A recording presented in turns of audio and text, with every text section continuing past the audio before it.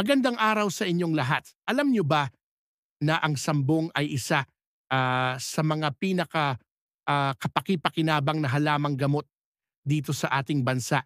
Ang sambong o kilala rin bilang Blumea balsamifera ay isang katutubong halaman sa Pilipinas na may mataas na halaga sa ating tradisyonal na medisina. Madalas nating makita ang halamang ito sa mga bakanteng lote, sa gilid ng daan o sa mga bukirin.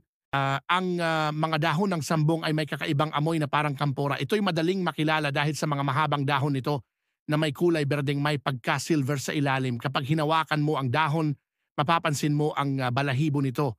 Sa loob ng maraming taon, ginagamit ng ating mga ninuno ang sambong para sa iba't ibang karamdaman. Ang pinakakilala ay ang paggamit nito bilang panlunas sa lagnat at ubo. Ginagawa itong tsaa sa pamamagitan ng pagpapakulo ng mga dahon nito. Pero hindi lang yan, ang sambong ay ginagamit din para sa mga sumusunod: pampaalis ng hangin sa tiyan, pampababa ng presyon, at pampaginhawa ng sakit ng ulo. Ang mga dahon nito ay pwede ring gamitin bilang kompres para sa mga pamamaga.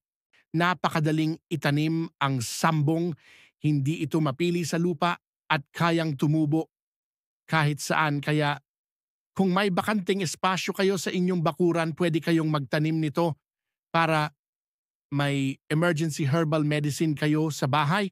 Pero tandaan natin na kahit gaano kagaling ang sambong, dapat pa rin tayong kumonsulta sa mga doktor kapag may malubhang karamdaman. Ang halamang ito ay tulong lamang at hindi kapalit ng wastong medikal na pangangalaga. Natutuwa ako na naibahagi ko sa inyo ang mga kapaki-pakinabang na katangian ng sambong. Kung gusto nyo pang matuto tungkol sa iba pang mga halamang gamot, i-like at i-follow, i-share din ninyo ito sa inyong mga kaibigan at sa pamilya para mas marami pang Pilipino ang makinabang sa mga kaalaman tungkol sa ating mga halamang gamot. Maraming salamat sa inyong oras. Hanggang sa susunod na video, ako si Nick.